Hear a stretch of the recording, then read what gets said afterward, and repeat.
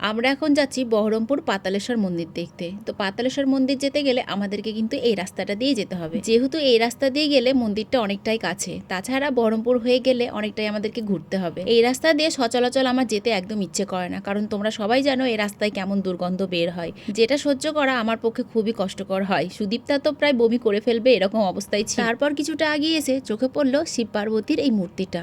সত্যি দেখে কি যে শান্তি পেলাম কি বলবো। আগে কখনো আমি ওই শিব পার্বতীর মূর্তিটা কিন্তু দেখিনি, হয়তো অন্য রাস্তা দিয়ে গিয়েছিলাম বলে দেখতে পেলাম। তারপরে চলে এলাম পাতালেশ্বর মন্দিরে। এখন দুই বান্ধবী মিলে একটু হাঁটাহাঁটি করছি, যেহেতু দুই বান্ধবীর জুতো হয়ে গেছে একই, সেই কারণে। যাই হোক, অনেকটা রাস্তা আমরা গাড়ি চালিয়ে এসেছি, কিন্তু রাস্তাতে কিছু খাওয়া হয়নি, তাই একটু খিদে পেয়ে গেছিল। একটা চায়ের দোকানে গিয়ে সবাই মিলে একটা করে কেক, চা, আইসক্রিম, যে যা খেতে পছন্দ করে সে তাই খেলো।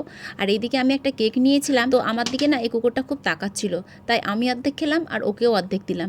তো দেখো, বাইরের কুকুর হলেও ও কিন্তু আমার কাছ থেকে কামড়ে জিনিসটা নেয়নি, সুস্থভাবেই নিল। এটা দেখে সুব্রতদা বলল, তোমাকে সবাই চিনতে পারে যে তুমি ওদেরকে ভালোবাসো, সেই কারণে তোমাকে কেউ কিছু বলে না। তো আমরা এখন মন্দিরে চলে এসেছি। মন্দিরে এসে সব ঠাকুর দেখে নিলাম। দিন আগে আমি একবার এসেছিলাম, তবে সেইবার আমি একাই এসেছিলাম আর সঙ্গে ছিল সঙ্গীতা। আর এবার এসেছি আমরা এই যে তিন বান্ধবী মিলে।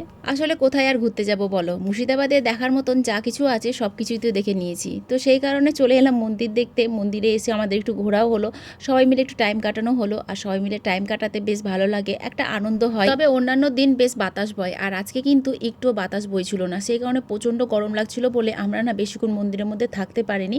তো মন্দির থেকে আমরা এখন যাচ্ছি কালী মন্দিরে।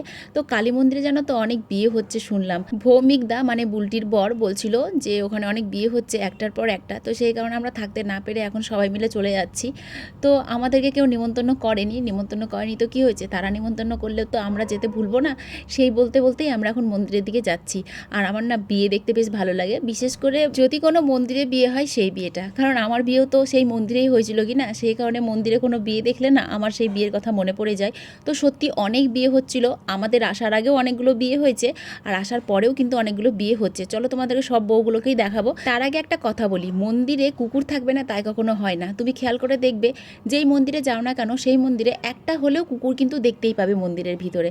তো ওখানেও একটা কুকুর ছিল। তো দেখতেই পাচ্ছ কতগুলো বউ একজন করে বিয়েতে বসছে আর একজন করে উঠছে। তো একটা বিয়ে হয়ে গেল, সেটা চলে গেল, তারপরে এই বিয়েটা শুরু হলো, মালা বদল হচ্ছে। যাই হোক, অনেক রাত্রি হয়ে গেছে, আমাদেরকে এখন বাড়ি যেতে হবে, যেহেতু আমাদের বাড়ি এখান থেকে অনেকটাই দূর। তারপরে আবার খাওয়া দাওয়ার ব্যাপার আছে।